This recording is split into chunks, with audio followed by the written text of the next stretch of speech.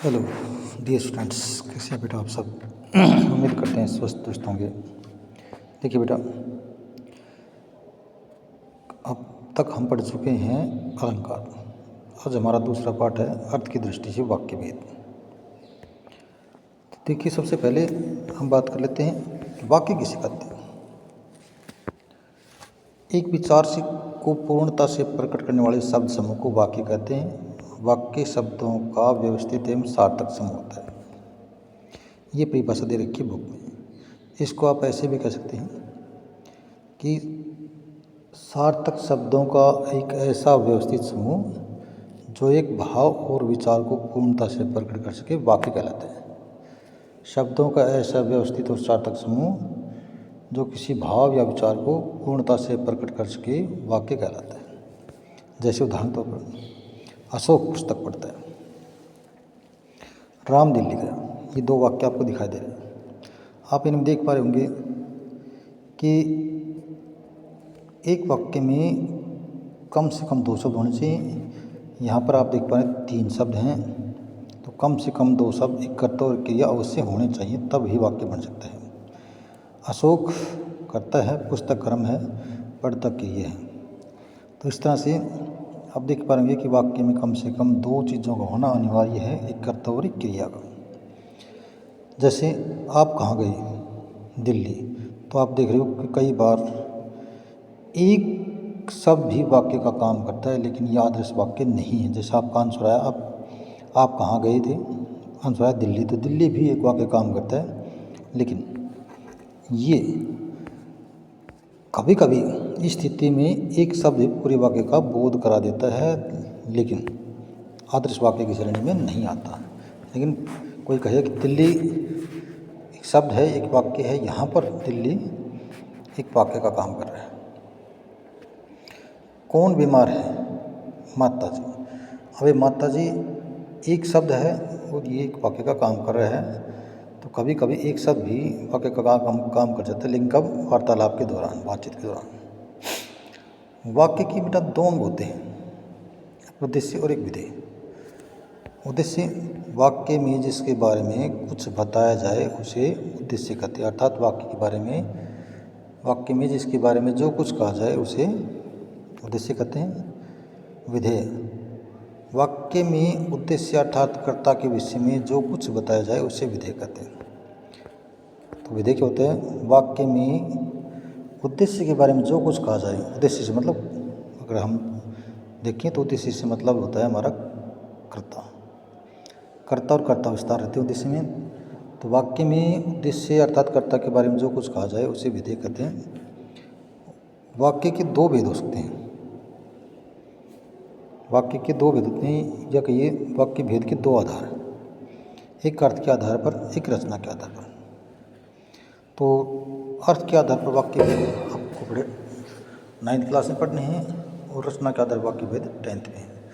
तो हम इस क्लास में अर्थ के आधार पर वाक्य भेद पढ़ेंगे। तो देखिए, अर्थ की दृष्टि से वाक्य के 8 भेद होते हैं। नंबर 1, विधानवाचक। जिस वाक्य से कार्य के होने की निश्चित सूचना मिलती है उसे विधानवाचक वाक्य कहते हैं।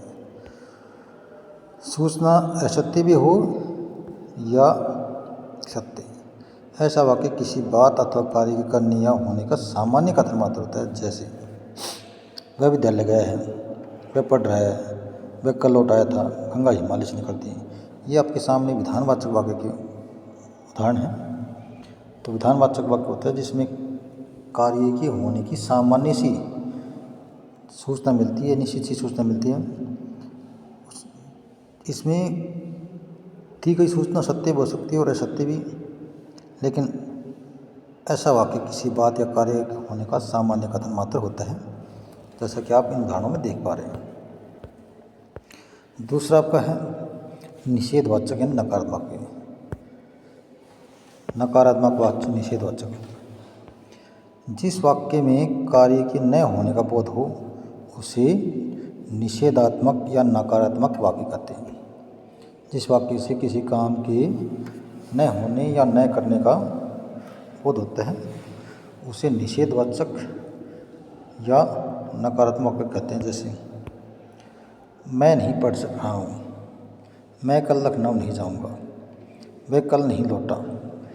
तो ऐसे वाक्य जिसमें किसी काम के न होने की, न करने का बोध हो, उसे नकारात्मक या निषेधवाचक वाक्य कहते हैं, या निषेधात्मक कह सकते हो। तीसरा आपका है आज्ञावाचक वाक्य। जिस वाक्य में आज्ञा या अनुमति का बोध होता है उसे आज्ञावाचक वाक्य कहते हैं। जिस वाक्य में आज्ञा या अनुमति का बोध होता है उसे आज्ञावाचक वाक्य कहते हैं। जैसे अपना काम देखो, अब बैठकर पाठ याद करो, अब कढ़ाई में मसाला भूनिए, मुझे ये पुस्तक दीजिए, आप जा सकते हैं, आप पढ़ सकते हैं, आप आ सकते हैं, आप दौड़ सकते हैं, आप लिख सकते हैं। बहुत सारे ऐसे वाक्य हैं। तो ऐसे वाक्य जिसमें किसी कार्य के करने या होने की आदेश हो, आज्ञा हो, उसे आज्ञावाचक वाक्य कहते हैं। ऐसे वाक्य जिनमें किसी काम के करने का आज्ञा या आदेश हो, अनुमति हो, ये आज्ञावाचक वाक्य कहते हैं। तो आज की इस वीडियो में हमने पढ़ा अर्थ की दृष्टि से वाक्य भेद। देखिए यही आपके सिलेबस में है। 3 हमने भेद आज पढ़े हैं, बच गए 5 हम कल पढ़ेंगे।